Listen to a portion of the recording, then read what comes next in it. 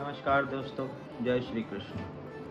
आप सभी को जन्माष्टमी की हार्दिक और दिल से शुभकामनाएं। भगवान श्री कृष्ण आप सबको आशीर्वाद दें, आप सभी को स्वस्थ रखे, हमेशा आप सब लोगों को सफलता दे जीवन में।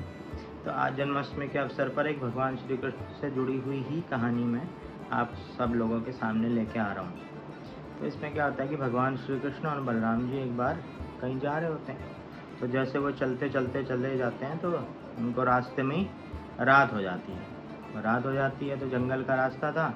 तो भगवान श्री कृष्ण बोलते हैं बलराम जी से कि भाई रात का टाइम हो गया, ऐसे जंगल में रात को चलना ठीक नहीं होगा, हम लोग यहीं रुक के आराम कर लेते हैं, सुबह उठेंगे और आगे बढ़ जाएंगे। वो कहते हैं नहीं नहीं यार, जंगल में ठहरना उचित नहीं होगा, तो हम चलते रहते हैं। लेकिन थोड़ा और आगे चलते हैं तो थके भी होते हैं। तो कृष्ण जी की बात बलराम जी मान लेते हैं और एक जगह वो एक पेड़ के नीचे दोनों लेट जाते हैं। तो कृष्ण जी उसको कहते हैं कि एक काम करते हैं, ऐसे तो हम दोनों जाग नहीं पाएंगे और थक जाएंगे, तो हम लोग एक काम करते हैं, थोड़ी देर आप सो जाइए, मैं तब तक पहरा दे लूँगा, और फिर जब मैं सोऊंगा तो आप पहरा दे लेना। इस तरीके से दोनों की हमारी पूरी रात आसानी से कट जाएगी और हमें पता भी नहीं चलेगा, हम एक दूसरे का पहरा भी दे पाएंगे।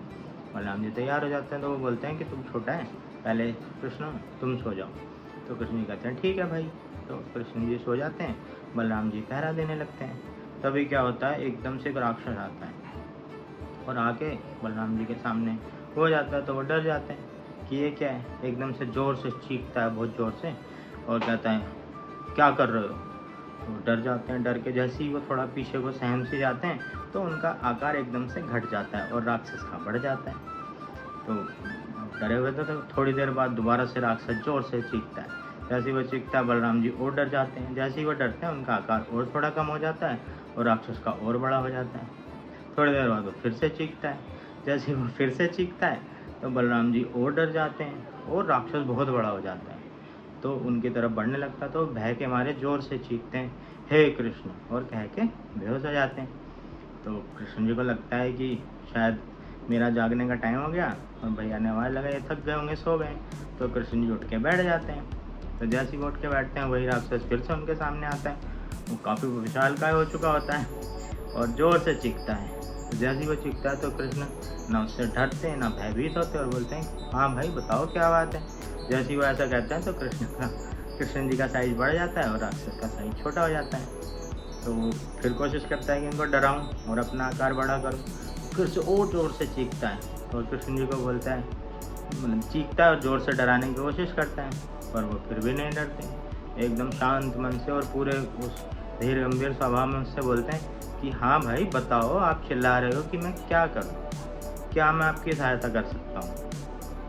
तो राक्षस का आकार और छोटा हो जाता है। फिर और ज़ोर से चीखता है, डराने की कोशिश करता है, भागता हुआ आता है। लेकिन कृष्ण भगवान तब भी नहीं डरते। कहते हैं कि भाई इतनी देर से पूछ रहा हूँ, चिल्ला रहे हो, चीख रहे हो, मैं आपके लिए क्या कर सकता हूँ, मैं आपकी क्या सहायता कर सकता हूँ, बताओ।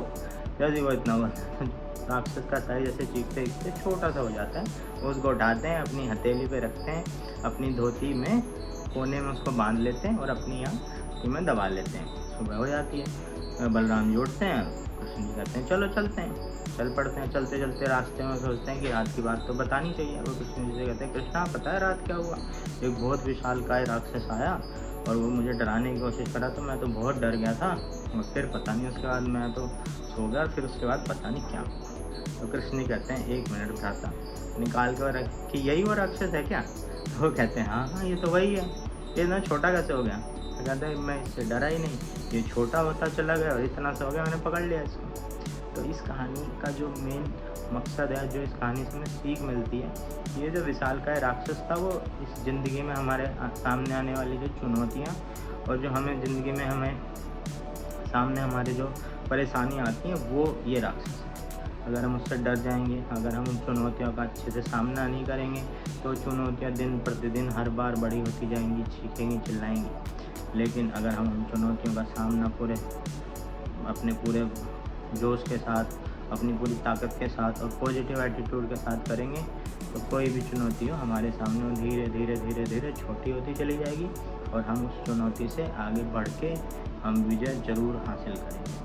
तो जीवन में आने वाली परेशानियों से हमें बिल्कुल भी भयभीत, बिल्कुल भी डर नहीं लेना है, बिल्कुल भयभीत नहीं होना है, उनका डटकर मुकाबला करना है और देखो आप लोग ज़रूर उन चुनौतियों से, उन परेशानियों से आगे निकलेंगे और भगवान कृष्ण की तरह एक विजेता।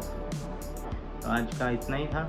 आप लोगों को फिर से एक बार भगवान श्री कृष्ण जन्माष्टमी की हार्दिक शुभकामनाएं। भगवान अभी आप सभी लोगों का भला। धन्यवाद।